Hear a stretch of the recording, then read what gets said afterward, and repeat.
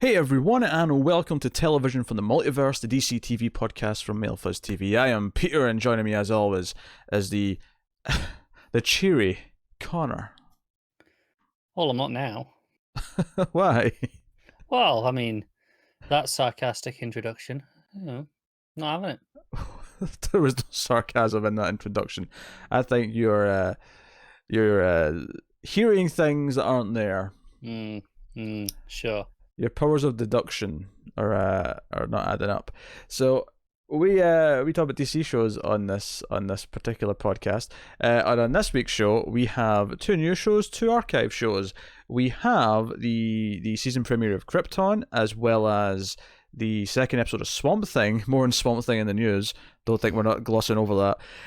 And then we also have some archive episodes. We have an archive episode of Gotham and an episode of Smallville, which we switched to after some episodes of 90s Flash, because we thought it would just be more entertaining to talk about. And there's also 10 bloody seasons of the thing. It's going to take a while to get through it.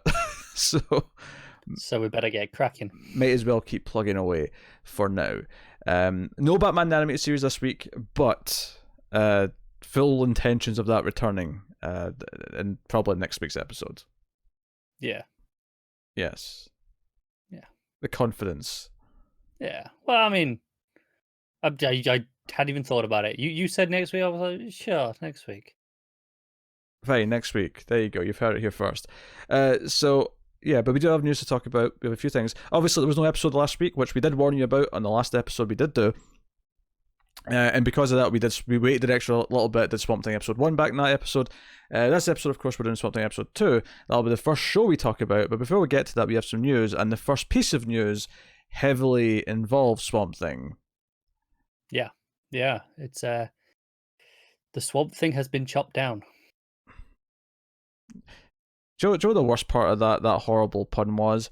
Is that there was a second delay when you were clearly thinking about what you wanted to say and how you wanted to make a Swamp Thing joke. I actually didn't. And it set me up for something. And I don't know what it set me up for, but that's not what it was. I'm disappointed. I expected nothing, and somehow I'm disappointed. So, Swamp Thing has been cancelled. And I suppose given the troubled production at the end there, we shouldn't be surprised. I think what's more interesting to me, though, is that they chose to announce this after one episode aired. Because this news was from last week. They chose to... Now, admittedly, one of my theories when we talked about this, just kind of either on the TV news or just between recordings or whatever, I mentioned that maybe they had to announce it because of contracts with casts and things like that. They had to, announce it in this window as opposed to wait until all 10 episodes had aired. But, possible. And if that's the case, then fair enough. They had no choice. But that is just like, do you know how hard it is to get invested in something when you know after one episode it's done, it's over? Yeah, because this news came out before the second episode. I think it was the day before. Yeah. So 6 episodes this show got. 6 days. 6 days. 6 days. One episode.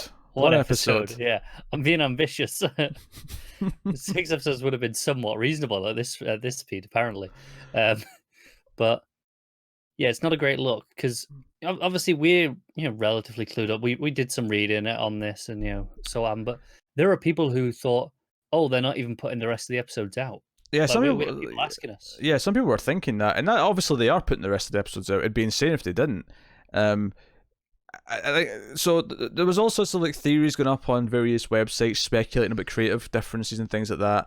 There was an extended Twitter thread that did maybe shed light on what the real reason was, because we knew that the reason why they cut down the season by 3 episodes was money related. It was financial problems, and not because they ran out of money. A lot of the problems seemed to stem from a tax rebate that we're supposed to get for shooting in the state, but they didn't get it because of some sort of paperwork mishap. A clerical error. Yes, I think it was. They believed they were getting close to 40 million, and the reality was they were only getting 13.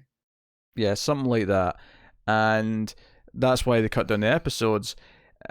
And the decision to cancel the show at least seems to be, at the moment, to do with the idea that they were filming and doing the show expecting that they could keep relying on this tax rebate. And to keep doing the show, they'd have to cut the amount of the budget and also cut the episodes probably to meet that budget. Yeah, which has made it not worth doing. yeah. Another report saying the rebate that they were expecting was roughly 40 to 45% of the show's budget per season. So it is quite a significant amount that it has. Which is frustrating, and obviously we'll talk about the episode later, and we'll talk about how we're feeling about it after 2 episodes. And but let's say we loved this show. Let's say it was a 10 out of 10, and it just wasn't going to happen anymore because of not a decision based on the quality of the show, not a decision based on the popularity of the show, just a mistake.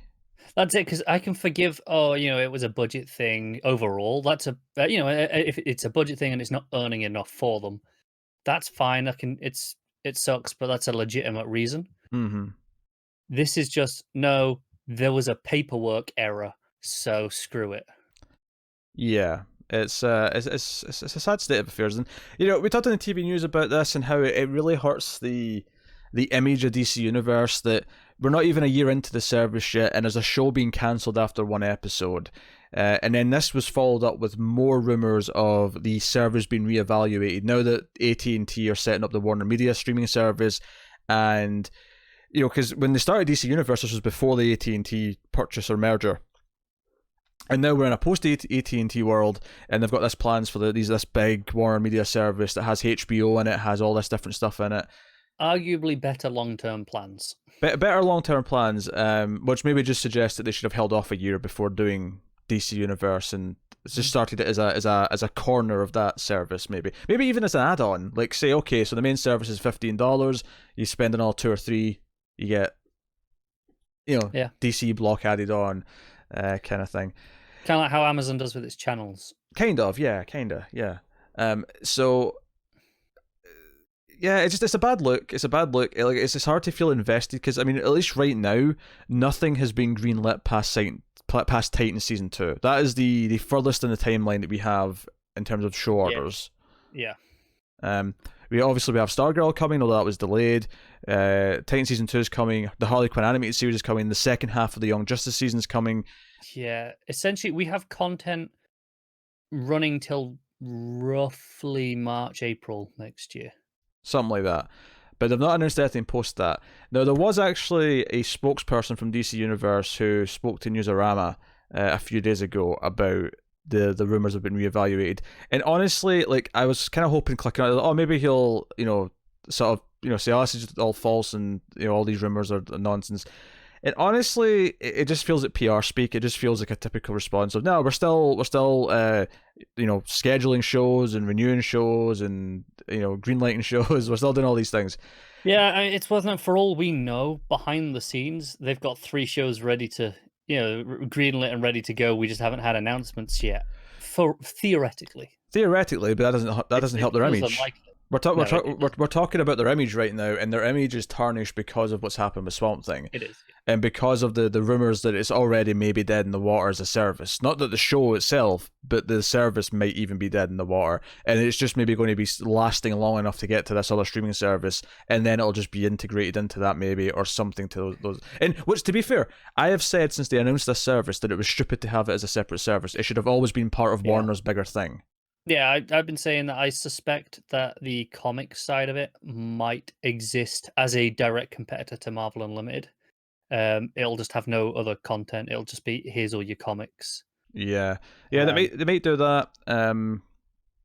But I mean, yeah, I don't know. It's hard to be invested. Right now, I am really feeling cynical about getting a second season of Doom Patrol, and I really want one. But I'm a little concerned that if we do end the service and they basically just start doing DC shows as part of Warner Media's service, I'm a little worried that the ones that come from DC Universe will just kind of be lost in the shuffle. Not because they actively make a choice not to want those shows, it's just because, well, no, we'll start from sort of fresh and we'll start building things up. I think the one thing that is a benefit to maybe getting another season is it's cheaper for them. All the pre-production of starting a show is already done. They've got locations, they've got the cast, It's all signed in. All they have to do is get going. It's far quicker out the gate to get Doom Patrol season 2 than any new show they could start when the service launches. Honestly, the big thing. Obviously, I want a Doom Patrol renewal, but honestly, a renewal of anything right now would feel like a good sign, or a new show being greenlit. Anything like that would feel like a good sign right now. Yeah. It's possible, like you say, we won't get anything. This service is doomed to die, early next year, and we won't get any announcements. But we might get 3 announcements with the Warner Media service, for all we know. Yeah, They could be everything we did have planned for this. We'll just do it on Warner. Yeah. I don't think he will, though. I think there'll be DC shows on the Warner service. I don't think, unless they treat it as an official corner, where here's the DC Universe corner, right? Unless they treat it like that, I think you'll still get DC shows on that service, but I don't think you'll get as much as we would have been getting just with this service. Maybe not. I think the only thing that might help is, obviously one of their biggest competitors will be Disney. And the Disney service goes, here's your Marvel section, here's your Star Wars section, right? Mm. And we've already got multiple things from each of those announced. They're going to want to compete in that same sort of space. So it feels like potentially they might go, okay, we're going to have a DC section and go, here's those, relatively consistently. Possibly. Yeah. I suspect I'm being too optimistic there, but, it's possible. I'm not feeling super optimistic right now. Mainly, I just don't trust Warner as a whole to. No. And it's not so much that they won't necessarily have a bunch of DC shows eventually. CW has 5 shows. So, there's nothing to say that the streaming service can't have 4 or 5 shows over the course of a year. But I don't know. I feel like the dedication of specific content that this service is, which is ideally or arguably the one main positive of it existing, is that, yeah, they will get a Stargirl TV show because, why not? It's a DC service. Yeah. So, yeah, we'll see. Yeah. It's a bad look. Obviously, just to spin it back around to Swamp Thing, it particularly sucks because obviously, on the last episode of this, first episode of Swamp Thing, we were like, okay, there's here's the clear arcs you can do. Here's a 3-season plan. Oh yeah. And then by the time you get to episode 2, forget it. None of that matters. None of that matters, and it also, I think after 2 episodes, after watching the second one, you get a sense of the pacing and how much we're actually going to conceivably get done in one season, and how much is probably going to be left hanging that we're never going to get to do, at least with this version of Swamp Thing. And because this one got cancelled, it's going to be years before anyone says, let's do another Swamp Thing. It'll be a while. It's the same, it's just like getting the Green Lantern movie that sucks. It's like, well, we can't try Green Lantern again for a while, and you're without trying it for what's going to be 10 years at least, because we're not getting one before 2021. No, it's fine, because we were just talking about this not too long ago with Hellboy. Hellboy's dead for a decade now. Yep. That sucks. But... Well, actually, it was until Dark Horse signed a big deal with Netflix. So there's a chance of a TV show. Netflix might just throw something at it, because Netflix. But that's different. They play by their own rules, the weird bastards. Had Netflix done a Hellboy and failed, then it wouldn't have, Yeah. Which is kind of the case here, where it's DC itself, it's Warner Brothers itself that. Yes, exactly. Have to greenlight the thing. So yeah, it's a bad look. Immediately just made it start to feel like the whole service is unstable. We don't have a renewal for Doom Patrol yet. We don't have a renewal for Young Justice. Stargirl got delayed, and everything might work out fine. This might be just one big bump in the road that felt like it was a disaster, and then everything from here will be hunky dory and smooth sailing. But right now, the image feels a little bit rough, and it's hard to feel invested in things. But I just closed the wrong tab. Why did I do that? So let's move on to the next bit of news. We get a full trailer for Pennyworth, which is coming July 28th from Epix. This is the Alfred prequel show. Yes, the somewhat alternate history. Yes. I'll be honest, this full trailer, and there's a poster for it as well now. It's like a sort of fancy red poster. I say fancy. It's a really generic looking poster, to be honest. It's just your typical floating heads kind of thing. So this trailer basically just made me go that, this doesn't look like the worst thing ever, but it's convinced me that under no circumstances did I think that there should be an Alfred prequel. No. Do you know what it made me think of? Yeah. It made me think, hey, we could do Kingsman. That's kind of what the vibes I was getting from it in its tone. It's maybe it's kind of what it wants to be. I'm not saying it'll be that good. Yeah, it won't have the direction or the style to pull the Kingsman off though, and almost certainly not. Here's the problem with this and doing these weird prequels is that typically, especially with a character like this, where it's it's a character who is going to be in Batman's world, but his backstory is obviously very different, is that you're making a show that's a completely different genre from the thing that the character's connected to, right? This is not a superhero Batman show. This is not a vigilante show. No, this is a spy action thriller. Right, and I suppose there's an argument that Krypton's kind of the same thing, where instead of being a superhero show, it's more of a sci-fi kind of ensemble show on a planet, right? It's just the sci-fi politics of this planet. Yeah, it's sci-fi Game of Thrones. And that, is true for that as well, although, at least for me, that is much more appealing than spy show in alternate 60s. Yeah, see, that's just that's more of a taste thing than objective quality, though.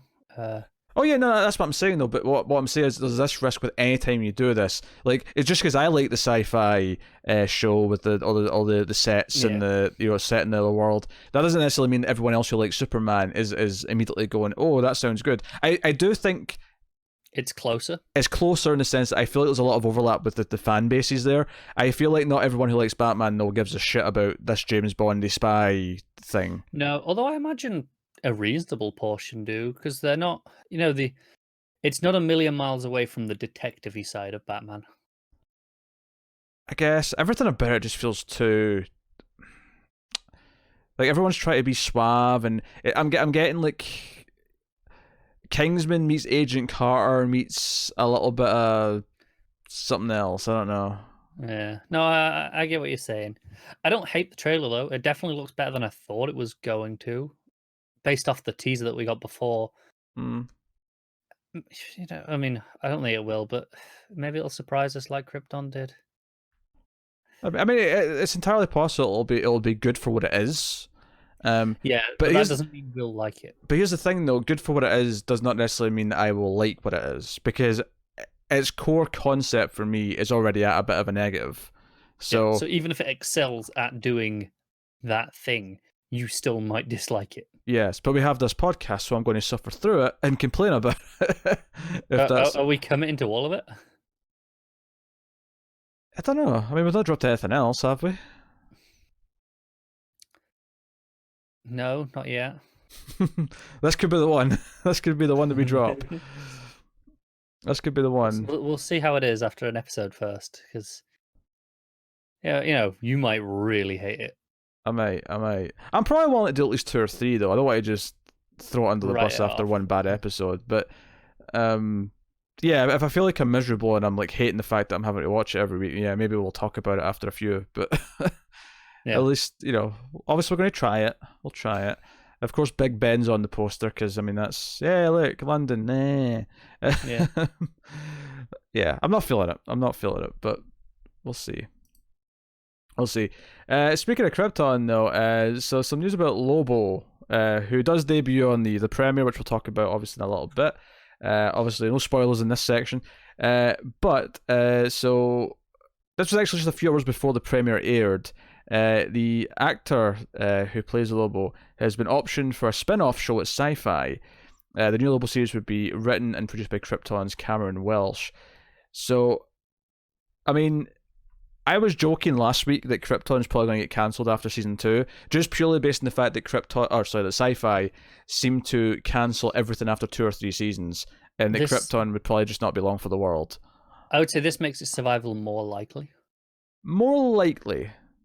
Yeah. Can you imagine a scenario, though, where Krypton gets cancelled, but we still get a season 1 of Lobo? Yeah, because it's a direct replacement.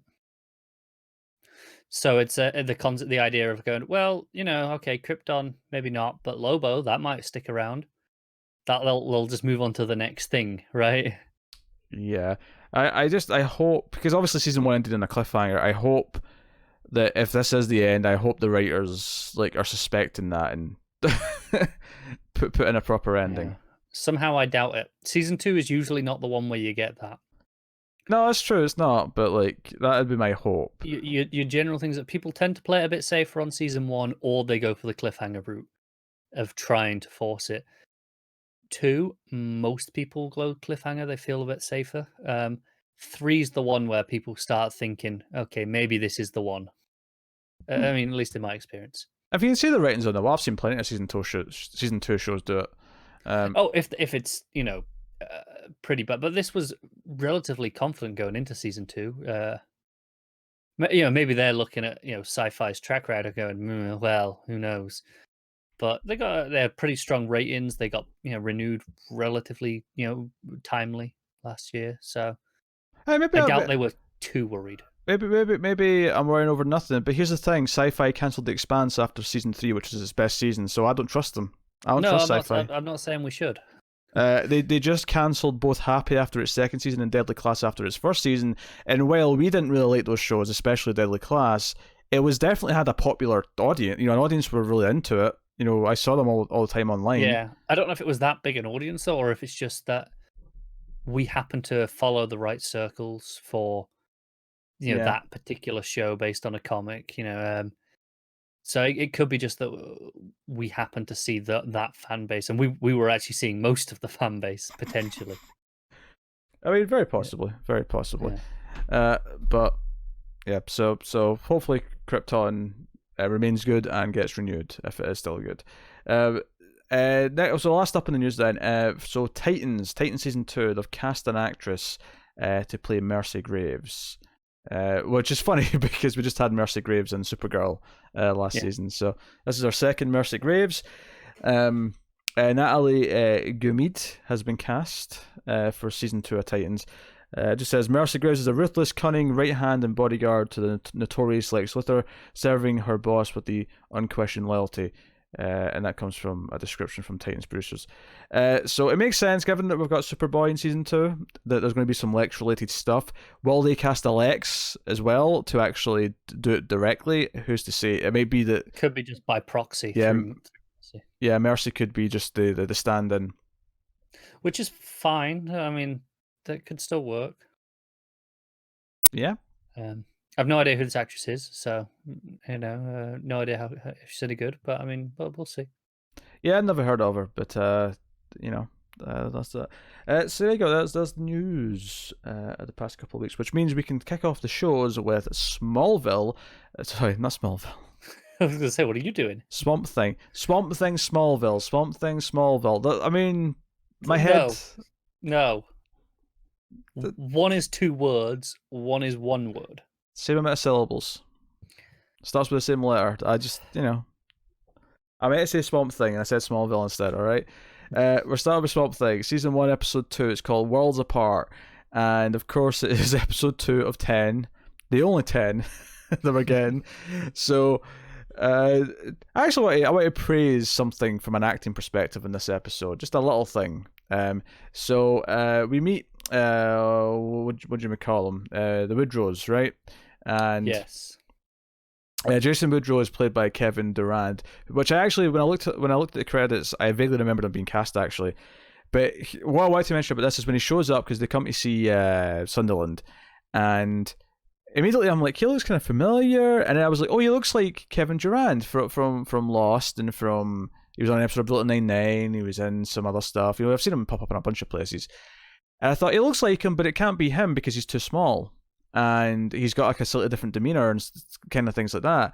And he's never played a character like this. So when I realised it actually was him and I looked at the credits, I actually want to commend him because he feels so physically different that I actually convinced myself that it couldn't actually be him. He just looked a little bit like him. Okay. That is relatively impressive. He felt shorter. He felt like a shorter person. His hair was completely different because he's got the glasses on, but he just like his face usually feels bigger than this, and it felt like he'd somehow like transformed into this scientist dude. So what you're saying is this is evidence for the Clark Kent Superman. I guess it kind of is. It kind of is in a weird way. I mean, obviously, it kind of looks like him, but nah. Don't get me wrong. I mean, hair and costuming obviously adding to this, but I actually think he's carrying himself so because he's always the big tough guy. Like he's always the big tough guy and everything. and he's carrying himself so differently that I actually thought it was just someone who looked kind of like him, because he had this kind of similar like smile or whatever, his mouth and whatever looked kind of similar, but I was like, it can't be him because he's smaller, and it was him.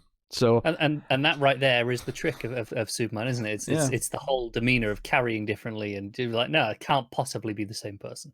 Yeah, so there you go. I wanted to talk about that right away, because there was the thing I came out of this was like, that was impressive. Like I'm just in a craft sort of way, I'm impressed by that. Yeah. And I never really. really. Still a bit annoying, but yeah. Oh yeah, the character's a bit annoying, but I like. It's not so much that like. Obviously, actors do good performances, or it's not so much that I didn't necessarily think he was a bad actor before, because he was fine, but he was never someone. You didn't realize he had the range. Yeah, I didn't realize he had range like this. So credit to him. So yeah, Swamp Thing episode 2. I felt the pace a lot more on this one. Yeah, I think there is maybe 3 interesting scenes in this episode. The problem with this is that they really wanted to be away from Swamp Thing himself for most of the episode, and a lot of what we're doing away from Swamp Thing is mostly dull, tedious, and uninteresting. Yeah. All of the investigation, I don't give a shit. It was fine. It was fine last episode because it was with Alec, and it was like they were getting closer to something, and we knew where it was leading. This episode, a lot of it,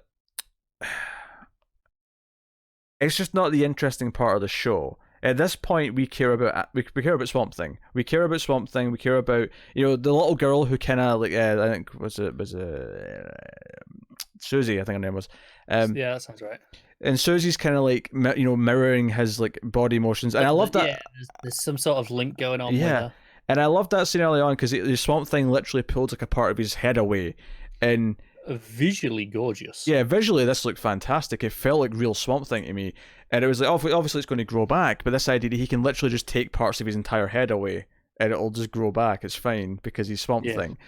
That was really interesting visual. It's like him tearing at his skin on his arm first, and it and it obviously gets further to the head, but it just looks so good.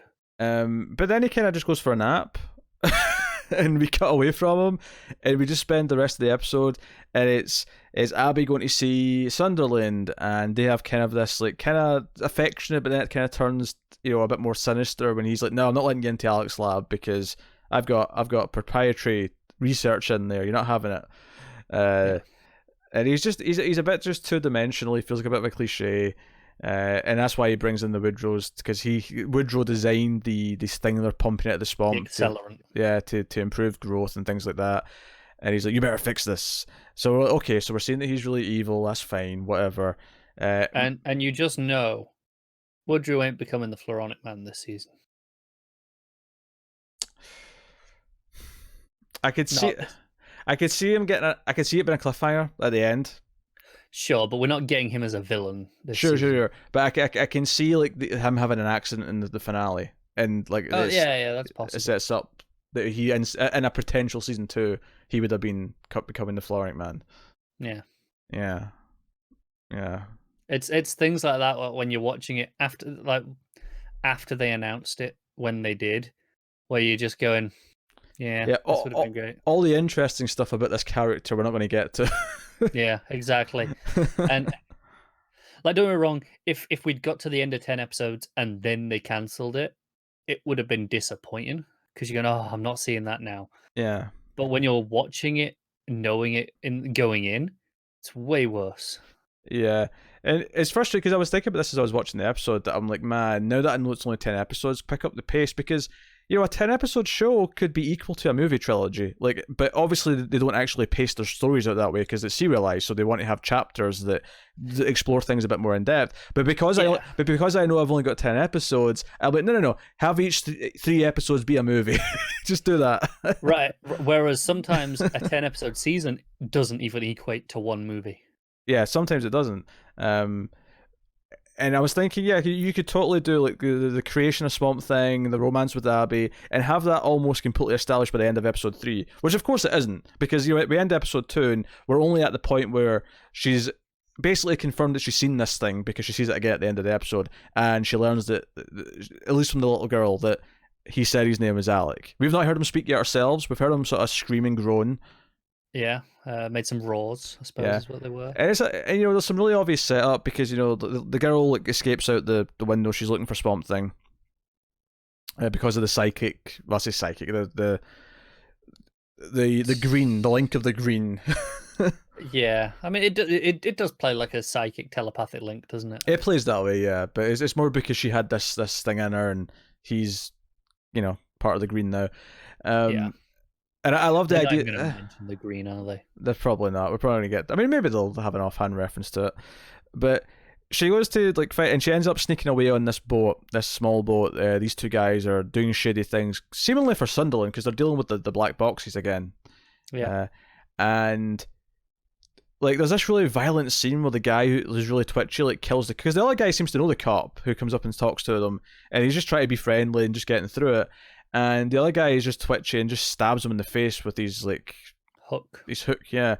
And immediately I just went, the purpose of this scene is so that there's someone for Swamp Thing to kill and we won't feel bad about it, because they're just making this guy the worst possible being that they can. And don't get me wrong, when he does get killed, it's glorious. Yeah, the actual kill, because obviously he eventually realizes the little girl's there. He's chasing her to kill her, and she's running away. Machete. Yeah, this is a very traditional, like the nice monster shows up to save the little girl from the real monster kind of scene. That's what this scene is.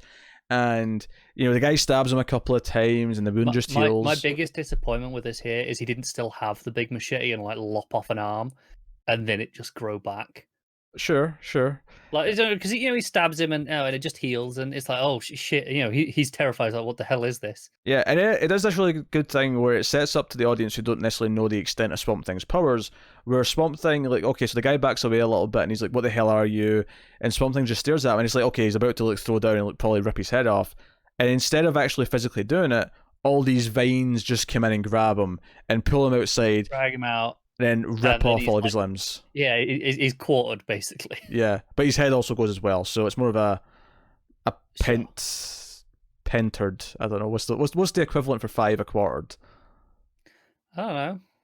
Fizzed. He's fizzed.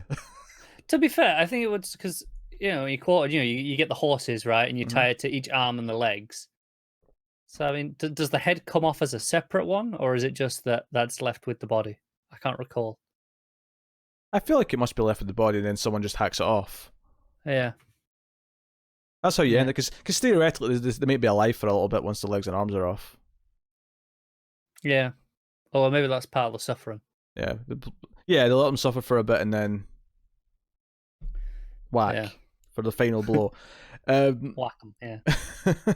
It's a glorious shot though. It's super violent. It's like, yes, give me more of this. But it gives me this concern though, that it's going to be every episode will have one moment of this. We'll have a big thing at the end where Swamp Thing gets his big shiny moment. And what I really want though is an episode just to follow Swamp Thing around. I want Swamp Thing to be more the protagonist. Or at least, I mean, the comic typically, from what I've read, is it's usually, in Alan Moore's one anyway, it's usually pretty equal between Swamp Thing and then whatever Abby's doing. They're kind of equals in terms of the time that they're spent on. And I feel like that's what I want the show to do, but I think for money reasons, it's going to be, it's like 80% Abby. Yeah, maybe even 90. And then a little bit of Swamp Thing at the end. It gets his money moment. Pretty much, because we really only see Swamp Thing twice in this whole episode. Yep. That bit where he's pulling his head apart, and then the ending, and both of those are easily the best moments of the episode. Oh, absolutely. I mean, Abby comes in because she's looking for the girl, and she sees young Susie, and Swamp Thing kind of steps out behind her, and she's like, "Abby, come towards me," or sorry, Susie, come towards me, and Susie's like, "It's okay, he's okay," and she still goes towards her, but the Swamp Thing just stands there and kind of stares at them, and it's on the ride back at the end of the episode where she's like, "Oh, he said he was scared, he doesn't know what's happening to him," and she's like, "Did he tell you anything else? Did he talks?" He's like, "Yeah, he said his name was Alec," and that's kind of that's the cliffhanger for the episode, but which is fine, and like. It's just, if the rest of the characters were more compelling, I could probably get on board with the idea of treating like a mystery, where we're following Abby and Swamp Thing, at least until later on in the show, is more like just bits and pieces because as we come to know who he is and what's going on with him. The problem is this side of things is often not that interesting. Like there's an entire scene with with her and Matthew on the boat. He's going, "Oh, I used to have a crush on you, you know." Yeah, that's just. I'm just like, it landed with a damp thud. And the problem is, we'd already got, because his mum was talking to him earlier, right? And that, oh, you used to have a thing for her, you're still holding. So we know, okay, he's got a thing for her. We already. This is the same problem I had last episode, where it established something, and then we had to have a big exposition scene between the characters again later, just reinforcing it. I think this is different. I think it's a little bit different. I think this scene's less about telling us the information again. This is more about starting the actual relationship between them again. Now, admittedly, I think it's clunky that we get the scene with the mum right beforehand explaining he had a crush, and then immediately get the scene where he's telling her all this. That is a bit clunky, but I think they have different purposes. I think the first one, they both have the information. The first one's about showing how his mother feels about it and setting up the drama there potentially, and then the second one with Abby is about actually starting a relationship, because Matt ultimately is he's the good guy boyfriend who's ultimately always going to be passed over for Swamp Thing, because Swamp Thing's this big romantic, monster, and where Abby's heart's going to really lie. It's funny because I know in the pre-release marketing, there was a lot of talk of, oh no, this is going to be sexy, right? That was the word they kept using. Horror can be sexy with this relationship, and I'm not really seeing that yet. I'm just laughing. Someone on Twitter is responding to the news that Bendis is doing a Legion book with somewhere an Englishman named Connor is weeping, and it just made me laugh. So don't even start. I love it. So I agree it's clunky. I think they both serve their own purpose, but it just feels redundant having them so close to each other. Yeah. And then even the scenes with Abby and her best friend or a friend that she's staying with, those scenes didn't really get. I mean, they weren't necessarily terrible scenes. They just didn't really do anything for me either. They're kind of just there. Yeah, and that's the problem. The investigation of the disease, and it's spreading, isn't that interesting on its own. Yeah, or at least not to me. And there's not really that much investigation per se in this episode directly to it. No, it just is kind of the driving force of when she goes to see Sunderland and all that. It's kind of the motivation for a lot of it, up until Susie goes missing and it becomes about her instead, which is a much more compelling thing to follow. Is the missing kid. Yeah, the episode got a little bit better when it got to that. I think it's an interesting show because because Titans had this thing where we were expected to be this complete bastardization of a lot of the characters, and in a sense it was. But I think Titans genuinely got a lot more entertaining than this episode did. Like that, Titans had a lot of entertaining episodes, especially in the back half, I thought. I will agree on the word entertaining. I will not necessarily say better. Whereas this, I feel like it's not being like a disservice to like the comic books or to the character of Swamp Thing or the characters around Swamp Thing necessarily. It's just a lot more dull and generic for a lot of the episode. And then you've got these like the actual stuff with Swamp Thing himself so far has been great. Moments of magnificence amongst a sea of dullness is just this episode. Which, in a way, I mean, I'm sad because like I could see the potential here for this to be fantastic, and I want Swamp Thing to be great. In a way, I'm almost relieved though, because at least now I don't have to be that upset when it's cancelled if it doesn't improve much. Yeah, I think it's funny though, because if we'd thought, okay, this is a 3, we were talking 3 seasons last time as the kind of the we could map out relatively easily. Yes. If this is episode 2 of 30, I think I'm a bit more forgiving.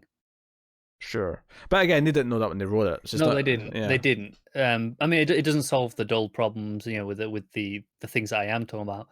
But when I'm like, okay, we're only just getting to the fact that he's called Alec, right? That Swamp Thing's Alec at the end of this. I'm like, come on, get going. Yeah, because ultimately, I think next episode has to have a scene where she goes to the swamp to try and talk to him and and she builds up the courage and goes and sees him, right? It could almost be the ending scene again, which is my concern, is that it might be the very end of the episode. We get like one scene with them again. Yeah. My hope is that it's earlier and we start having more Swamp Thing as episodes go by. As it becomes more normal in the show, we see more of him. That'd be my hope. In which case, maybe this episode we'll just look back and go, yeah, that's kind of the dull one because of how it was like focusing on things, and maybe it does get better from here. It's possible, yeah. We can only hope. I'll tell you a scene that I kind of hated. Go on. The Madame Xanadu scene. Yeah. That wasn't great. With Mrs. Sunderland, and then the later weird, creepy thing with the ghost or whatever we're calling her, lying in the bed with her. Yeah, I'm good. Yeah, that was a bit hokey. It just felt hokey to me anyway when they were in there. Blue Devil, did he went to the video store? He seemed likable enough. Sure. He did, although it was distracting to me how much he sounded like Christian Slater. I don't know if that was anyone else, but his voice was very Christian Slatery. I didn't notice it, but I suspect next time it's going to annoy the shit out of me. Yeah. No. Also noticing that all the movie posters in this small video store, which still has a lot of VHS for the record. I was noticing this in the shelves. Do you want to know something maddening about VHS in shops? I walked down, I live kind of just by a bit of a small town. And I walked down to a shop, and I went just a slightly different route. I went past a shop that I've never been past before. I look in the window, and it still sells VHSs. I'm like, what's going on? What sort of town do I live in? It'll be for pensioners. It'll just be old people somewhere who just still have. Oh, probably, but who are like, it was like this computer store, and it had proper like computing parts in the window. Like, okay, here's. I mean, there is a collector's market. There's people who like to collect old VHS tapes. That is a thing. It was just so weird. Yeah. And they were like, we're selling blank VHS tapes too. I'm like, who's still recording onto a VHS tapes? Like, what? I feel there's probably more legit still manufactured blank VHS tapes than there are anything else in terms of VHS. I believe that's still a thing. At least it was until fairly recently. I think I want to say Japan was still really into like blank, like VCRs and. Really? Even though they've got a lot, obviously Japan's often seen as like the technological like forefront of the world, but I'm sure I heard that in a podcast or something that like VCRs were still being sold in Japan until like 2012 or something like that, like something ridiculous. Madness. Yeah. I genuinely, up until today, I could not have told you where to go and buy a VCR if my life depended on it. You do now. Yeah, I know. Just wait, I was listening to a podcast once, and someone got really annoyed in the podcast because there was like a snobbishness when it came to VHS, and I kind of sympathise with him to a point, but he was complaining because like he offered someone at work, because someone was saying, "Oh, I wanted to see this obscure movie," and he said, "Oh, I've got that in VHS. I'll give it to you. I'll lend you it." And the guy like reacted like, "Wait, what, on VHS?" Now, admittedly, if the guy was like, "Oh, I'm not watching VHS," sure. But to be fair, most of us have not owned a VCR in decades at this point. Like, it's not that I would be snooty enough to refuse to watch a VHS, it's that I physically can't play a VHS. Yeah, you can give me a VHS and then it will sit on my shelf forever. I don't have a VCR. I'm not going to go buy a VCR. Like I said, up until today, I wouldn't have even known where to buy a VCR. I doubt I can even get one on Amazon. I mean, maybe I can. You probably can. But that's not the point. I'm not gonna go onto Amazon and buy a VCR. Oh, you're checking. There'll definitely be used VCR. I don't know if there'll be like maybe a combi thing. There's like adapters. What do you mean adapters? Like they have like a little tape reader thing that like plugs into your something else. Yeah, I'm gonna look. Like they're all just to play them on a camcorder, like adapters for camcorders. Huh. Interesting. There are some used ones that are way more expensive than I would have thought. Like I say, it's adapters for ones you might have lying around that you can then play onto a camcorder, and that's it. Amazon has let me down. I think it's they stopped manufacturing them. I think that's ultimately why they're getting expensive, is they're getting more rare. Yeah. But hey, I'm not in the market, so I'm okay. Yeah, I have no desire to ever own one again. Yes, no, I'm good. Yeah, that's one thing. Yeah, that's one thing. I mean, it's not a terrible episode. It's just kind of dull for like a lot of the middle of it. Yeah. Like a lot of the middle of it. I almost hate how good the Swamp Thing moments are, because it makes me want more of them, and I'm like, oh, this could be amazing all the time. Mm-hmm. And then I'm sitting through the other stuff instead. Yep. But it does kind of show that the quality on this service can be all over the place. It can be great like Doom Patrol. It can be like this where it's getting elements right, but it's ultimately just a little bit too dull. Or it can be like Titans where it's more kind of laughably, insanely fun, but bad. Yeah. Like, it's not all just the same. Each show has its own unique quality level. It's not like they're just the same thing every time. I wonder where Stargirl will fall. Hopefully in the more positive end. I mean, that's kind of ultimately where you want everything to fall. It is, yeah. So we'll move on then to Krypton, Season 2, Episode 1. It's called Light Years from Home. And we ended Season 1 on a bit of a cliffhanger. We had the timeline had changed completely. Adam went back to present-day Earth, and it was not only bottled by Brainiac, it had also been taken over by Zod, and there was a giant Zod statue, and everyone was living under his rule, and all sorts. It is now the Zodverse. Yeah. Seg went to the Phantom Zone, as did Brainiac, and the one that I had actually forgotten about was Nyssa finding out she was a clone. I'd completely forgotten about that plot point. That one too. Yeah, the previous one was very helpful with that, because I was like, oh, okay, I forgot about this. So yeah. So a lot of this episode is just kind of like catching up with where we are now, and of course we did get Val back from the Phantom Zone, so Val's really there, and there's a really funny moment because Adam Strange comes back to Krypton, in this time, and he's like, "Oh, Val, you're there," and he like touches him, and he's like, "Oh, you can touch," and he starts like prodding his face, like, "This is really realistic, like you leathery old man skin." Leathery old man skin. He's like, "I'm really you, nincompoop. I came out of the Phantom Zone. It's me." Yeah. I think my biggest complaint about this episode is that it is mostly just, okay, let's undo all the cliffhangers and get back to a place to move on from. Yeah, to an extent. Obviously, we're not dealt with Zod taking over and all that, because that's what the plot's going to be the whole season. Yeah. I think what I liked about this episode is I actually kind of liked that Seg was very much the B or C plot. Like, yeah, we saw him in the Phantom Zone, and we see him actually get out of the Phantom Zone with Brainiac because he uses the crystal that he's got. That's why he can get out. Stone. He gets a bit tricked. Yeah, but they end up on Kolu, which is actually kind of cool when they mentioned that. It is cool, isn't it? Yeah. So they end up in Kolu, which is Brainiac's homeworld, obviously.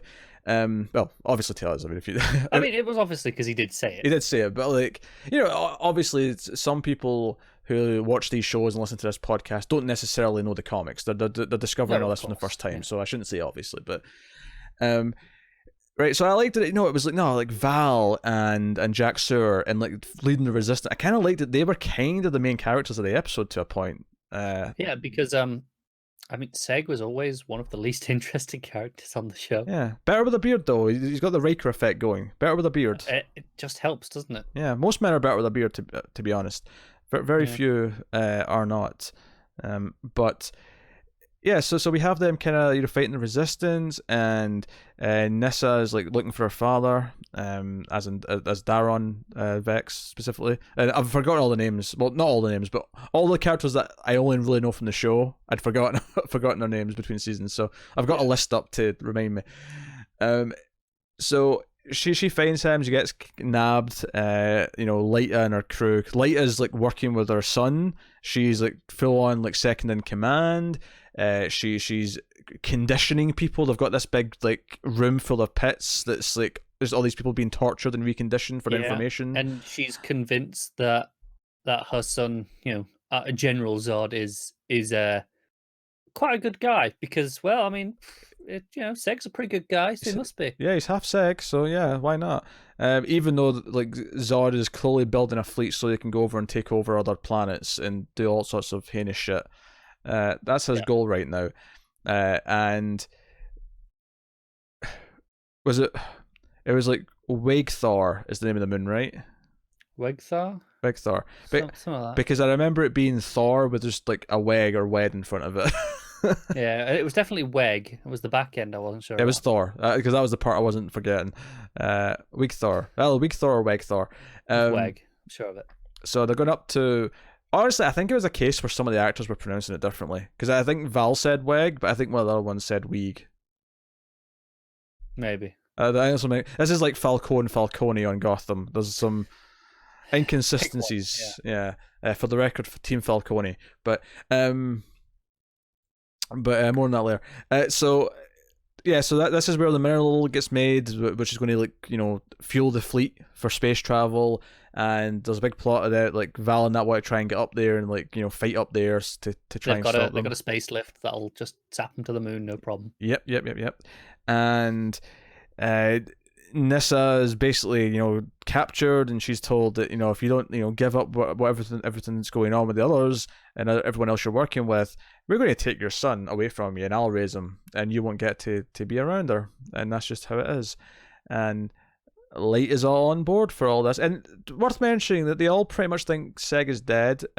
Although Adam, when he pops up and sees that things are different, he's like, you don't know for sure that he's not still in the Phantom Zone, and I've got my Zeta Beam thingamajig. Yeah, it's kind of when they get to the point where because he mentions that his city was bottled by Brainiac in the future that he's just come from. And he's like, hang on, if Brainiac's still alive, then yeah, why not Seg? And I actually really like, because after Nissa gets captured, was it Mama Zed? One name. Mama Zed, turns out she betrayed them because she was forced to, and then the troops come in to shoot them all. I actually really liked this little shootout. I thought it was a nice little yeah, and Mama Zed got shot immediately. Yeah, I like it was a little proper fight, and Adam's basically covering and being a badass with his gun, and then he's like, okay, let's hope this works to beam out before he gets shot. And of course he does get out, and he ends up in Kolu with Seg. But I like that, and I think one of the things that I'd forgotten how much I liked on this show, and I think it's even more so this season, is how it just feels like a sci-fi show. And I don't mean the channel sci-fi. I mean, it feels like a show where they're getting out of funky sci-fi sets, and there's all these ship sets and corridor sets.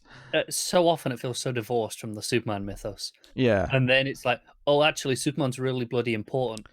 Yeah, it feels divorced, but not in a way that it feels either ashamed or either it's trying to be something different. It's just that it's both. It's Superman's a part of it, but it's in this science fiction world, and it's just it's really going to head into the sci-fi side of it, and it feels like if you took the Superman stuff out of this, it could still be a functioning show to a point. Absolutely, there'll be elements that obviously wouldn't be as exciting to us, like a certain Colin Salmon, the Salmonator, yes, but it would still be a pretty decent show. Yeah, I'm pretty happy to say I was really into this returning episode. It was kind of exactly the direction I kind of wanted the show to be in, essentially. And I think season 1, for as much as we praised some of the back half and we liked a lot of it, there were some rough spots. There were definitely some growing pains, and I feel like this episode, it's not Doom Patrol levels of it's just nailing everything to this height, but it's a really solid, dependable sci-fi show with your evil empire, and you got your resistance fighters, and it's above most of the CW shows. Yeah, but instead of something bullshit like the Force, we have just this idea of believing in what hope is and the symbol, right? Because there's a lot of conversations in this where Seg's I believe in doing this, and why I believe in doing this? Because that symbol means something to me because of your grandson. I was surprised he didn't say great-great-grandson, because I thought he was going to go down the Superman path of how important he is. But he's like, no, I'm going to tell you how important Seg is, because I've experienced firsthand with Seg. So I like that side of it. No, it's nice. There was a couple of awkward edits and cuts that I found. One of them was when it was going to an ad break. It was Seg and Brainiac. They were just on Kolu, and they'd had their conversation as to, well, maybe we should just be allies for now and get out of this together. And they're like, well, you'll just betray me. And he's like, yeah, of course I will, but you're going to betray me, so it's cool. Yeah, we'll be logical about this. And Seg's like, let's just cut to the chase. And he jumps up to do this punch. It's a flying punch, yeah. And it cuts really awkwardly in midair. Amusingly, it's actually in wrestling, it's known as a Superman punch. Yes, I bet it is. No, it is. I'm serious. No, I know it is. I've heard of that. But I'm just that's probably why they chose it. Probably. But it felt like a really awkward cut to me. Just where they ended it, in mid punch. It just because you can do that and it can feel natural, but I don't know. Just it felt like it ended maybe like a second too soon or something. It's a bit off. There was a couple of times like that I felt throughout the episode, just on a technical level. But just a little jarring here or there. That feels, yeah, it feels like just the style of like ad cutting they want to do for sci-fi. It's just that's how they do their ad breaks. They want that abrupt cut as opposed to the. I feel like when I think of what an ad break should feel like, I should feel like the music sort of has a bit of a sting as it cuts to black, kind of thing. Yeah, okay, I know what you're thinking. You know. Yeah. So. Yeah, the stuff with Brainiac was good, and obviously Brainiac, and I like how Brainiac, even though we would guess this because we know Brainiac well enough, Brainiac makes a point of saying that 1.3 seconds into his lifespan when he was created, he realized that the best chance of survival was to spread himself throughout the galaxy, so that he's not just in one place. So we see him like his head split literally down the middle at the end. It's actually quite violent looking. Yeah. We know Brainiac's not dead. He just told us. Yeah, he's spread out everywhere. He's still functioning. I mean, you could argue that maybe if he'd killed him inside the Phantom Zone, maybe he would really be dead because he wouldn't be connected to the rest of them. Maybe. I don't know. But because he's back in the real world or the real galaxy, as it were, he's still connected to everything now. So I forgot just how good Brainiac looked, though. He does. When they're on Kolu and he's just there monologuing, and I'm just like, oh, this looks fantastic. This is great. I love how Brainiac looks. I like Zod as well. Zod, like, to me, the performance is really good in that he is a villain and he's got all these like evil like imperial plans, but he's not just like a raving madman. He's not just he's a charismatic leader. Yeah, he's not just like a dictator who. You don't just walk in the room and he's barking at people like Hitler, right? That's not how they play it. He still comes across as a fairly sensible man, even though his goals are actually very kind of sinister and dictatorial. But I really like that. And I'm sure later will be conflicted once Seg's alive, and there'll be this kind of battle for what's right and what's wrong, and and also, can I just say how heartwarming it is? Seg's kind of in shock at first, but when Adam arrives and he realizes that he's really there, they have a very kind of like touching like reunion moment. Yeah, he's like, I can't believe I'm ever gonna. I thought I'd ever say this, but man, it's good to see you. Yeah, they hug like 3 times, and sort of in between each hug, he's like, oh, I like the beard. Oh, I like the red jacket. Red color. Yeah, which is a funny joke because his outfit's red. Yeah. Obligatory comic reference. Yes. Yeah. I suppose I was going to say they should do a joke where he's in blue and he's like, "Oh, blue's your color," but I mean, he's not Superman. He's Superman's grandfather, so I suppose it doesn't really matter. But no, it doesn't. I feel like the joke would still work though. You'd still sort of get the wink out of it. You could see, if he wore blue, and you could have him come like, hey, I see the family resemblance. Yeah, I could do something like that. Yeah, where he's like, yeah, blue's good on your family or something like that. Like, yeah, I could see that. There's a way to play it, and I'd be relatively surprised if they never do. Oh sure, yeah. I could almost see them like season finale. There's going to be a big battle scene, right? And Seg's going to have to lead the army, and it's like, no, I'm going to wear like my family's crest because I want to because right now he's just wearing a leather jacket, right?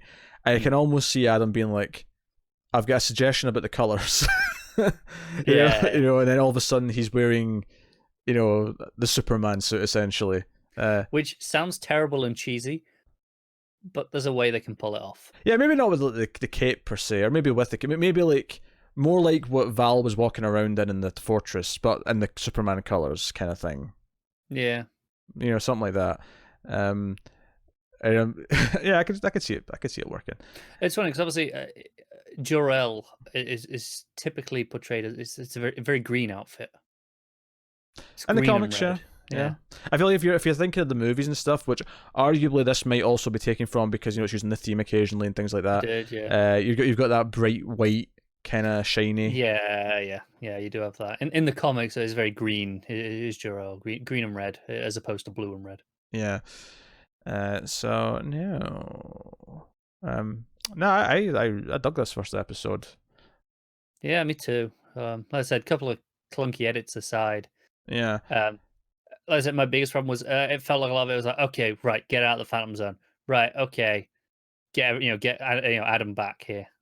Just a few things like okay, we're just got to get things set up and going again. I felt that from like an outside perspective more than I would have liked. But, and of course, the ending, they're going for higher ground because the magnetic field in the planet's disrupting the Zeta beam a little bit. and they run into on a planet which Brainiac said there should be no life on. They turn around a corner, and who's there but Lobo? Yes, the main man himself. Who immediately, Adam goes towards him and he fires his gun at him, which is, it's like more like a stun blast. It's not a kill shot by any means. And then he beats him in the head with Seg in the head with it as well. I have to say, like, I had no idea what accent I was expecting from a Lobo. It wasn't Irish, though, was it? It's kind of working though. I feel like his demeanor and the way his attitude is making it work, and it feels like Lobo. Oh, it is. Yeah, no, it wasn't a complaint. It was more just that's not what you were expecting. Yeah. But no, it's working. I mean, we only get about 45 seconds of Lobo at the end of the episode, maybe, and it's a bit more than that, because after he knocks him out, he has like a little thing where he tries to talk to him, and he's like, "Oh, you can't hear me," and then he keeps talking. He's like, "But why am I still talking to them?" Like it does this sort of extended little joke. So obviously we'll deal with Lobo next episode, and Val and Jack Sewer are going up to the moon. Nissa's being held captive by the Zods. Yeah, and they killed her father. Is he dead? I mean, he looked fairly dead. Yeah, it's just because he's so high in the cast list. Maybe IMDb is just not reconsidered who's a regular now and who's not. Yeah, I have to confess, actually, I didn't recognize him until she said father. I mean, oh, it's him, because he's got the big beard. Yeah, I'm with you. The big beard, the big bushy hair. Yeah. Like, I didn't recognize him at first because he's intentionally looking very different. Yeah, no, I'm with you. I didn't either, but he looked dead to me, but I could be wrong. It wouldn't surprise me if we end up seeing him again. But I mean, if this is him dead, then sure, I'll accept. But no, that was very good. So I'm excited for more Krypton. We got 9 more episodes, and I feel like unlike season 1, this hits the ground running, and because of that, we might have a really solid season of sci-fi goodness on our hands. Yeah, because season, like I said, we had some growing pains, but once it got going, it got going. Yes. And this is it's not really felt like it's missed a beat. It's right back in there, and I'm really into this world, and so yeah. Yeah, good. And it presents a more, because I remember a lot of start of season 1 we were like, oh, how did they fight Brainiac, how did they do this one I actually feel like a lot more like I understand how the season works right from the get-go, because we have Zod in command, they have to be a resistance, you can see how it plays out, you can see how it works. Yeah. And actually that's kind of exciting, because I feel like, okay, we're getting to like proper, just like, this is a sci-fi TV show now that just happens to be on Krypton. It kind of is, yeah. So I'm okay with that. So cool. There you go. Very, very good. So we'll move on then to the first of our 2 archive shows. So we are starting season 2 of Smallville. This is episode 1. Yep. It's called Vortex, and this is, of course, see, Smallville used to always love ending on like proper cliffhangers, like, proper to be continued moments. So we ended season 1 with Clark ran into a tornado to get Lana, who's in the truck, and also Jonathan was racing after Nixon, the reporter, who got some footage of Clark. Yeah.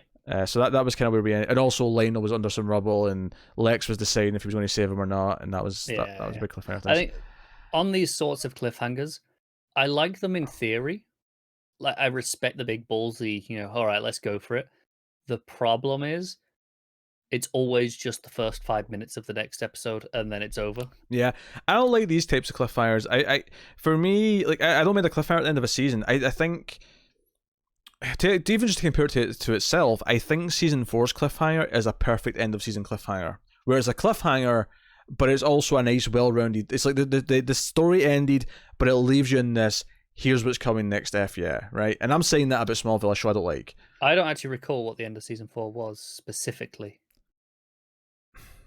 I mean, I don't know if anyone cares about I'll just say snow. Oh, okay. That's a good end of season cliffhanger. Yeah, it is. Yeah. Right. This is just lots of actions are happening. This is basically come back next week, but it's not next week. It's September, October. 3 months later. Yeah. So Jonathan gets trapped. Him and Nixon get trapped underneath this sort of like mobile home that gets like dropped on top of them from the tornado. And a lot of the episode is spent searching for Jonathan, and because the the underground structure that they're in is got lead in its walls. Clark can't just use his X-ray vision. And we were commenting a lot as we were watching this, because this was one we watched together. Connor was getting drunk, and we were talking about how, if he had super hearing, this episode would be over in like 5 minutes. Yeah, I'm pretty sure that comes in like. Is that this season or is that next season? No, Heat Vision this season. Season 3 was the super hearing. Because it's always like episode 2 or 3 as well. So I was like, I'm pretty sure it's next week. But if it's Heat Vision next, isn't it? Yeah. So I distinctly remember that episode. I recall it. Yes, I recall him getting horny for the teacher, and that's how he pops. So now here's this episode. Like, having not watched it in a few months and coming back to it, this episode was like, okay, it was reminding me why I hate Smallville. Mainly because every single time, like, and it's the Lex stuff specifically in this episode, where Lex is helping Clark look for his dad, and then Lex tries to phone Nixon, so Jonathan realizes that Nixon and Lex are involved with each other. Clark overhears the conversation as well on the other end, and he accuses Lex of being against him, and then we get entire scenes of Lex coming and explaining to Clark, like how he wasn't really against him. They wasn't really against him, yeah. And then the other one is, and this is something that happens a lot in Smallville, is that he comes and tells Clark about everything that happened with his father. The whole, like, he was tempted to not save him from the rubble, but then he did. And he comes to Clark and he's like, Clark, there was a moment there where I hesitated, where I really thought to myself, and I felt so guilty. And he's just explaining everything we already saw. And it's super frustrating. Because there is a better scene on that topic right before it between Lex and Lionel. With Lionel in the hospital bed, and Lionel's like, I saw what you did. I know you hesitated, and I think that's a perfectly fine route to play that. Obviously they're telling us it, which I can forgive in some regards, because it's kind of the recap in okay, that happened 4 or 5 months ago for most people. So here's a bit of a recap as to if you forgot the moment, but also it actually plays on the dynamic of the people who it mattered to. The problem is that they tell us things too often and just straight up exposition. And then the second problem is that this seems, because Clark and Lex have these scenes all the time where Lex comes to Clark and tells him about something with his father, or something about the plan, or his love life, whatever's going on in his life, and it's very rarely ever actually something that affects Clark's plot or has any bearing on their relationship. It's just redundant information being regurgitated again, just for the idea that it's showing us that they're friends because they're telling each other things, but the actual scenes don't really serve much of a purpose in terms of advancing the story or telling us something about the characters that we don't already know. It's just really frustrating, and there's a lot of that in this episode. One of the drinking rules that we gave Connor for this is that anytime Clark and Lana claim they're just friends, or some variation thereof, he would have to drink. And it didn't actually happen in this episode. But there was a Chloe scene. Yeah, there was the exact same thing, but with Chloe. I'm sorry, I'm actually just looking up if there's a Smallville drinking game. And okay. What have I got? See if I can steal some rules. Okay. Some of these are too much, because I'll be dead. Uh-huh. Take a drink every time there is an allusion to Superman. Take a drink every time someone just wanders into Lex's castle. Yep, I could see why that would be a thing. Take 2 if it's someone who should by no means be able to do so. Yeah, Lex has security, for goddamn it. I mean, he's a billionaire.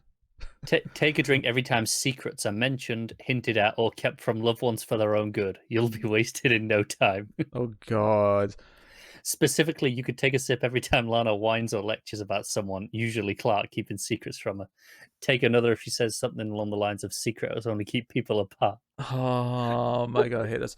Yeah, that's Smallville's everything that's wrong with TV writing. Like, absolutely everything. It's characters keeping things from each other to build the drama. Flash does this a reasonable amount, although Smallville makes it look like it's, restraint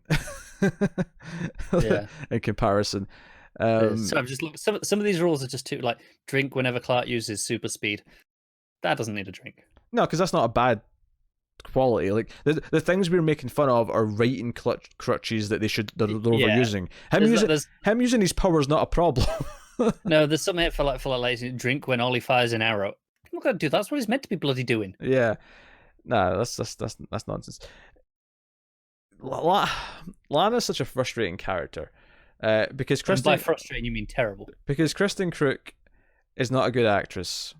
She cannot convey the emotions of a human being, and she just kind of has the same tone all the time when she's like talking. And here's the thing: so she comes later on, and because throughout the episode she's saved by Clark at the start in the tornado, and she's she's told that you didn't see that, obviously you were just delirious inside the tornado. And she goes to Clark in the barn. That's another drinking rule, probably. Zetium was like, there's a heart-to-heart in the barn. That's every episode, guaranteed. Yeah. At the end. Like, absolutely every episode. She comes in and she's like, Clark, if there's something you want to tell me, you could tell me, right? If, what really happened, in the tornado. And he's like, no, that's exactly what happened. And I'm going to call this out a little bit because I feel like I get that Clark's been raised by his parents to never tell anyone about, his powers and, that he's an alien and whatnot. With good reason. That's good reason. But here's the thing. I was a teenage boy. I've had crushes on girls. Are you sure? I'm positive of it. I feel like you were fully formed as just a list maker at 20. I just skipped over childhood. I wish, honestly, in a lot of ways. But he's madly in love with Lana to the point that when Chloe, he's trying to apologize to Chloe earlier on. So let's rewind a little bit to the Chloe scene. Chloe, he's trying to apologize to Chloe, and Chloe says, it's okay. You're saving someone from a tornado, that gets you off the hook. Which, by the way, Clark, I feel like maybe we should just keep our relationship as friends. And his eyes light up and he's like, yeah, you're right, friends. That's a great idea. And she's actually disappointed because she was hoping that he'd fight her on it. And first of all, boys will say exactly the thing that you just told them you want to hear to keep you happy, right? They won't overthink it. So don't test him like this. He's too stupid for it. Don't do it. Most of us are too stupid for it. I'm serious. Don't do it, right? If you want a certain reaction, just say the thing that gets you that reaction. Don't test it by doing the opposite thing and hope for a fight. You'll be disappointed. You'll be disappointed because we'll back down. We'll back down because we think that's what you want, right? I'm admitting our flaws. I'm admitting flaws in the male side of the species. There's a lot of them, but I'm admitting one of them, right? Yeah. So she's upset about that, but Clark's like, yeah, just friends, because Lana's like Whitney's away now, so Lana's available. Right, so go back to this scene. So here's what I'm calling out is that he's so into Lana clearly is getting into him. She's to the point where Lana had a heart-to-heart with Martha earlier in the episode about being into Clark. It's because I'm glad you two are close, and she's like, yeah, I'm glad we're close too. The implications are very, very there. I don't buy that Clark wouldn't take this opportunity, because if he told her this, if he opened up to her and said, okay, I'm going to be honest, I have these abilities. Now, admittedly, I'm just realising here as I'm saying this that, okay, the meteor shower that brought him to Earth did also kill her parents, and maybe that's also at play here. But yeah. But this would score so many points. I know it feels cold to put it in those terms, but she would feel so let into his inner world. Something that he's never told another living person, right? The only people who know are the people who found him, that he didn't tell. They just know. He's never told someone this. And this would let her into his inner world in a way that no one ever. She would feel so special, assuming she doesn't run in horror of oh, you're an alien, right? Which is unlikely. It's unlikely at this point. Let's face it. At least people who already care about you aren't that awful. Usually, yeah. Usually. Honestly, maybe this is just the way I think, but if I was in Clark's shoes, I'd be like, you know what? If I tell her this will bond us in a way that no one could ever have bonded with her before. Whitney would never have had this relationship with her. This is something that I can let her in on that'll make us feel special to each other, and she'll feel special. I'll feel like I can finally talk to someone, so it's good for me as well in that sense, but it's also good for her because she's not being lied to, and we're getting there. I get what you're saying. I think the defense is genuinely, he has never told anyone. That's true. It doesn't even cross his mind. It's not even like, oh, I'll tell her. She'll like me more if I tell her. He's not Barry Allen. That's how I'm thinking. I'm like, she will like you more if you tell her. Just tell her, Clark. Yeah, he ain't Barry Allen. He ain't whipping it out for anyone. He's genuinely like at this point at least. It's no one knows. And of course, and yeah, I'm just saying that it would actually be good for the relationship. But the show is like we said that the characters hide things from each other all the time. It's actually built upon this one fundamental one where we're supposed to accept that he's lying about this thing because it's a secret identity, but like they use it as a crutch so much for drama, like so often. Yeah, that it's really frustrating. But yeah, other than that, I laughed at the one super line this episode was when Clark called Martha, "You're like a super mum." Yeah, it was terrible. So I'm calling that out. That was even worse than usual levels. Yeah, Pete only exists so Chloe can cry and tell someone how she feels. That's the existence of Pete's character. He has one scene. Pretty much. Yeah, because we were calling the show out in this last year, they had nothing for Pete to do. Pete was just there to be the other person to talk to in scenes. That is his entire character. Yeah, I think it does improve when he finds out about Clark, because at least then he's in on it, right? That's probably why they did that. It's because we need something for him to do. Yeah. So he's in on the adventures, kind of, so to speak. I think that helps a lot. Yeah, he doesn't last very long though. After that, he leaves.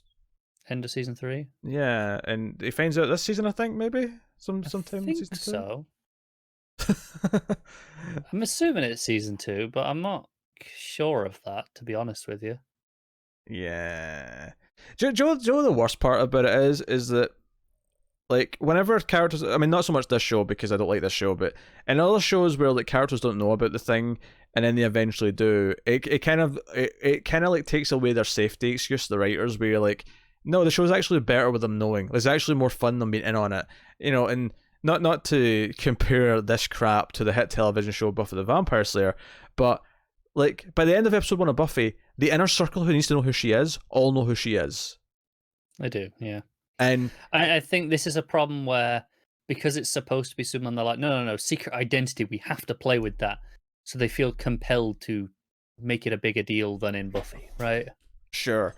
But they go too far in the other direction where, like, yeah, give him Pete and Chloe as Scooby Gang. Like, do something with it. Yeah. No, I'm with you. And that's funny because I think there's, you said no, not to compare it to Buffy. Yeah. If I recall, next week it definitely has some parallels with some Buffy episode. Does it? I'm pretty sure it does. From what I remember, it felt like a lot like a really bad Buffy episode. The Heat Vision. Are you thinking She Praying Mantis? Is that what you're thinking of? Yeah, there's elements of that for sure. Okay, yeah, okay, I can kind of see that. Yeah, there's a few things in there. I mean, let's be honest though. The pitch for this show was probably we're going to do Buffy, but it's Superman. Like that was. Oh, certainly. Yeah, because it was on the WB as well. Like that was the pitch. It was let's do Clark Kent in high school. It's basically a replacement for Buffy. Yeah, 100%. So which is a fine pitch. It's a fine pitch. It's just you wish it was better written. Yeah. I'll just before we move on, I've skimmed the drinking rules. Okay. I'm gonna pick out a few of my favorites. Drink every time Lana and Clark whine about how they can't be together, and then a wanksty pop song starts playing. Drink every time Clark tells his parents, "I just want to be normal." Sure. Yeah. There was a. This will murder you if you actually follow all of these. I'm not doing all of these. Obviously, we'll make a selection. Drink every time someone discovers Clark's secrets, and then down the whole thing every time said person has their memory erased by the end of the episode. Drink every time Clark temporarily loses his powers. Finish your drink every time a human temporarily gains his powers. I would argue that losing their memory should also be equal to the person dies by the end of the episode, because that's what happens in this one. Then Nixon gets killed by Lex. Yeah, that's true. When he's attacking Jonathan, he kills because Clark actually finds him at some point, and then Nixon puts some kryptonite in his pocket because he's just learned that kryptonite hurts him.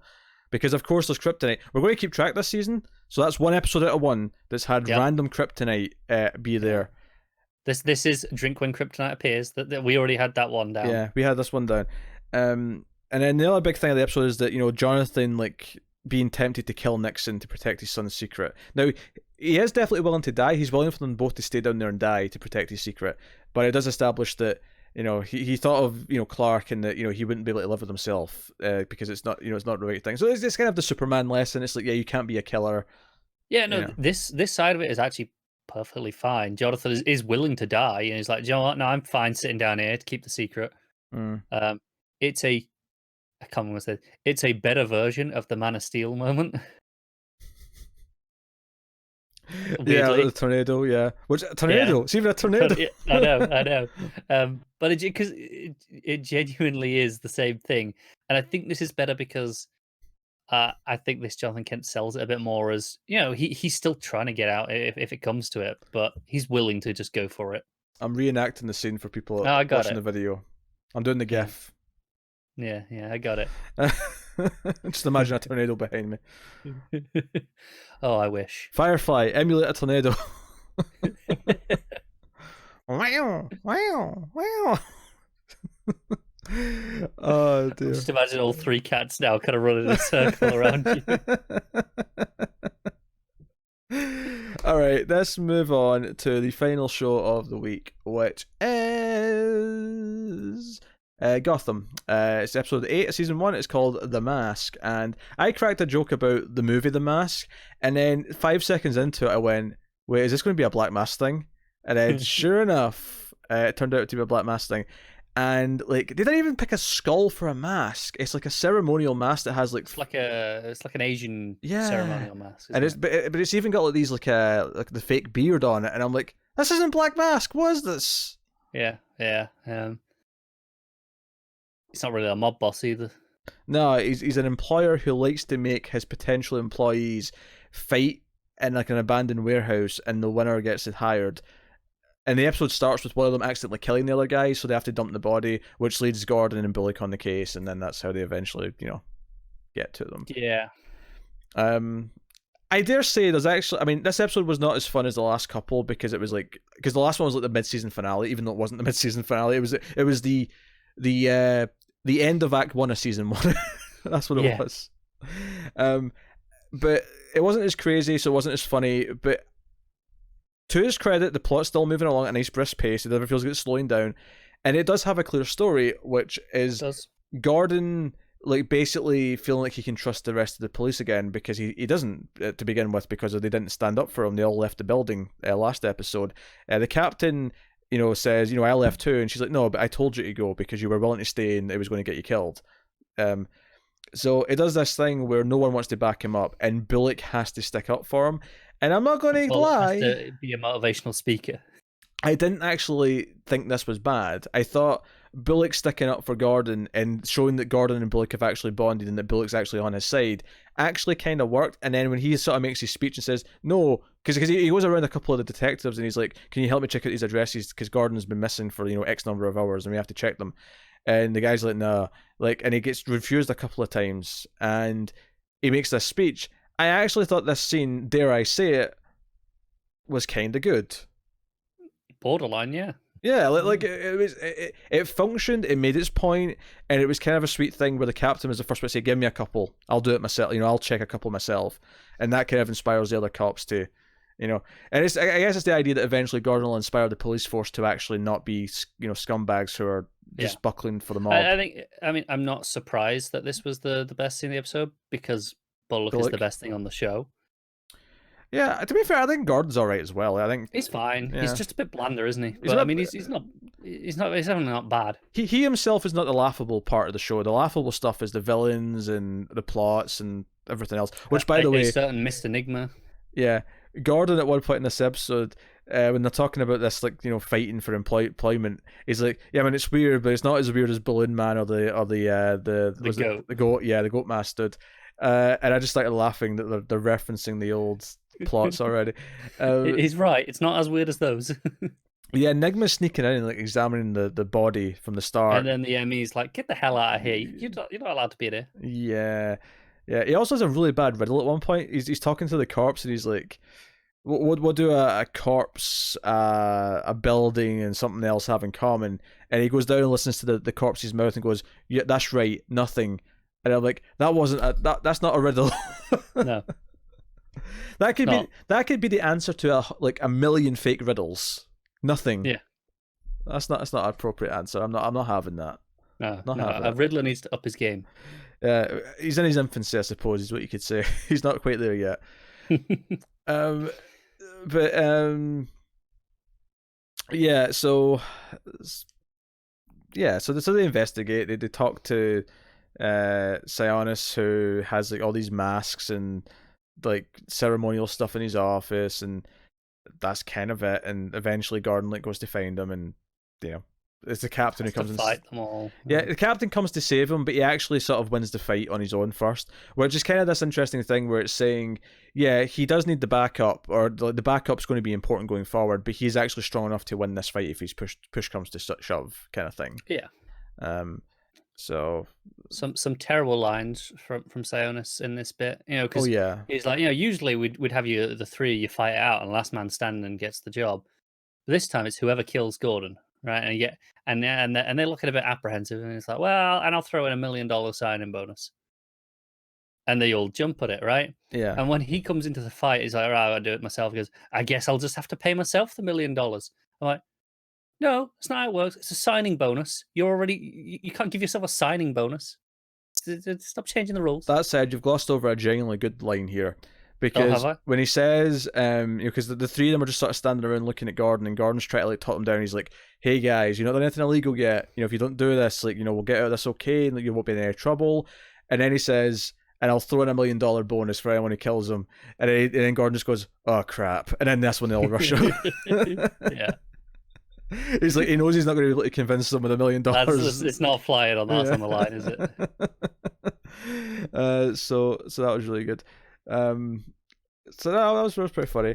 Barbara leaves him. Like, it's just weird because she phones him during the day, and he's like, "Sorry, Barbara, I need to go." And she goes to say, "I love you." Yeah, I'm at work. Yeah, and she goes to say, "I love you," and he actually hangs up mid-sentence. So she's really pissed at him. And because of this, when he calls her at the end, we see her leaving a note, and she's walking out with a packed bag. And I'm like, "What? One hang up?" This is terrible. One hang up because this. Yeah, Barbara's like maybe. It's hard to say she's the worst character in the show, but I think when you've got Fish there. Well, I think she is the worst in the sense that at least Fish is funny bad, even though she's technically worse. But she at least makes us laugh. Whereas Barbara's not funny; she's just bad. She is just bad. Because Fish stabs Penguin in the hand with a brooch that Penguin stole from a random old lady who's walking her dog. That was quite amusing, actually. That was a good scene. Because that's a nice brooch. Give it to me.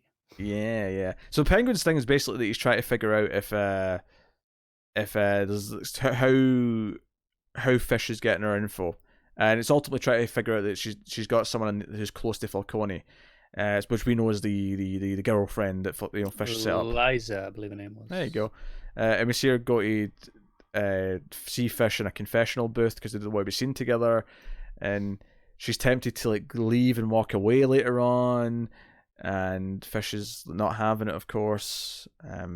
As expected. Yeah, and she tells us this story about her mother was killed in front of her, but then we find out later that her mother was the one who was on stage performing. Yeah. And she's like, "I heard you telling tall tales." Like, she's motivation. Fish's acting, as per usual, though, is so over the top and ridiculous. It is, yeah.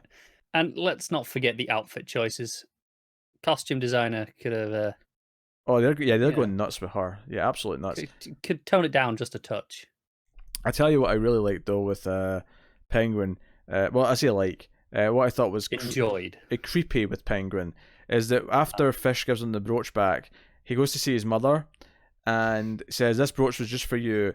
And his mother, played by Carol Kane, goes, "Oh, put it on me," and like sticks out her chest at him. And it's not so much that it's weird for a son to put a brooch on his mother. It's the way she says it and then like sort of positions herself for it. She is so weird with this stuff. There's just this underlying layer of incest, just sort of there. There is.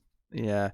It's weird, but it's been there every time they've had a scene together. Yeah, Penguin's torturing the dude who's now got his old job with Fish to find out that he's got someone on the inside, or she's got someone on the inside, and that's kind of that part of the plot.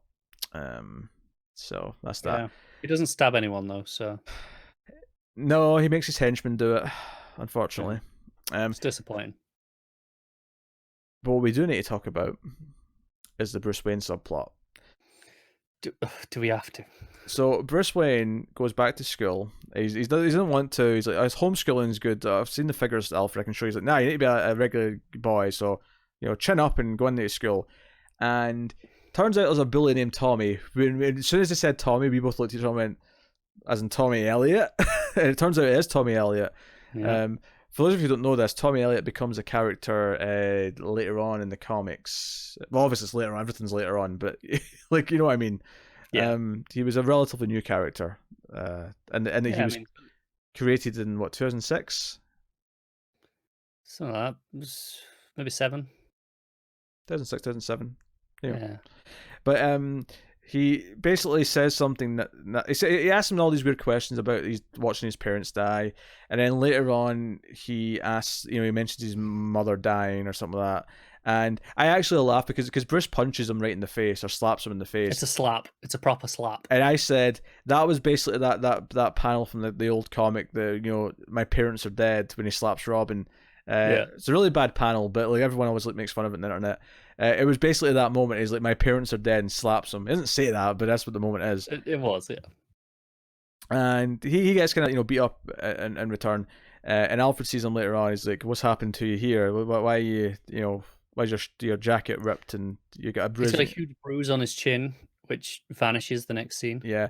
And Alfred, upon finding out, takes him to Tommy's house and tells him, because Bruce says, again, he's far too close to being Batman already, where he's like, no, I couldn't let him get away with that. There had to be some justice or some such justice. And he goes up to Tommy's door. He rings the doorbell, and Tommy comes in. So, what are you doing here? It's worth knowing that Alfred's given him a watch to use as knuckle dusters. He does, yeah. He gives him a watch. This is your father's watch, and he punches him in the face like 3 times with this watch. And then Alfred has to come up and says, "Oh, that's enough, Master Wayne. He's learned his lesson.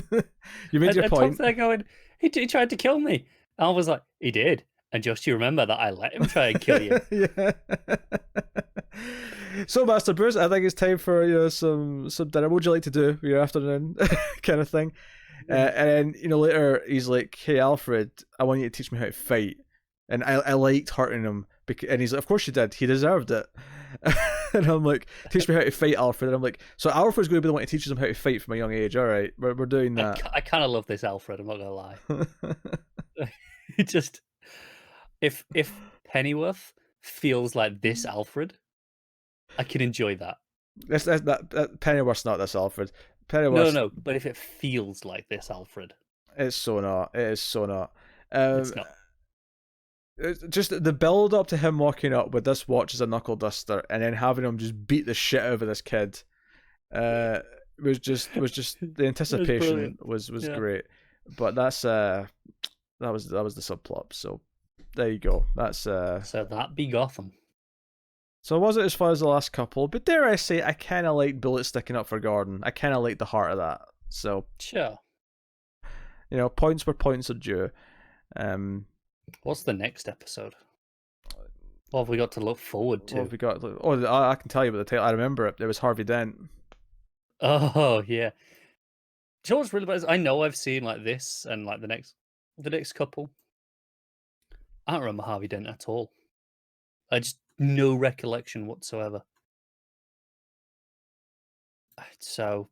Oh, we should mention as well. There was a fairly amusing scene of like police arriving at this jewel or clothing store, and like this grate opens just out right in front of the store in broad daylight, and Selena just like throws some clothes up and like pops her head out and goes, "Oh, hey." Yeah. And then later on, she insists to speak to Gordon, and I think that's the last time we see of Gordon. Actually, as I think we end there. Yeah. So I noticed in the credits, it's one of those names I've always read wrong. The actress for Selena. Yeah. I always read it as Carmen, because I just did, but it's Cameron. Okay. And it just threw me because like years at this point, I've seen that name and I've always read it wrong. I never noticed until when I was blind drunk. I'm like, huh, they're the other way around. Just weird. All right, so that was episode 8 of Gotham, which brings us to an end of the show, and we pick our favourite new episode of the week. Obviously, it's between Swamp Thing and Krypton, and I think, given how we spoke about them, Krypton's the obvious winner. The two. It's not even close. Yeah, Swamp Thing has a couple of really great standout scenes though. So Like those two moments from Swamp Thing might be better than anything overall in Krypton. But as an episode overall, it's not close. Yep. So straightforward then. You can of course let us know what you thought of the episodes that we talked about in the comments. Like, subscribe, all that stuff. Get us on the Twitters at DC Comics Podcast for updates and such. You can also of course support us financially over at patreon.com/MailFuzzTV, where you can support us for as little as $1 per month. And basically just keep the shows coming. You get some bonuses for other content that we do, and some stuff you get early and that kind of thing. So go have a look at that. And obviously, if you want, give us a nice review on iTunes or wherever you listen to the podcast. It helps spread the show out to other people, helps them recommend it to other people, and you can do that. But at some point soon, you're going to have to learn to rephrase your outro and not say iTunes anymore. It's still iTunes now, time of recording? It is now, but not for long. Fine, Apple Podcast. I'll turn that into Apple Podcasts at some point, whatever. It will, but you have such a rehearsed, flow of your outro that it's gonna be difficult for you to break that habit. For a little while, and then I'll switch, and then we'll forget it was ever iTunes. It's fine. Yeah, it's fine. We'll see. It'll be fun watching you screw up. So that is the show. That is Television for the Multiverse, episode 81. Thank you very much once again for watching and listening. We always appreciate it. Keep watching DC TV shows, and remember that sometimes we screw things up for the better.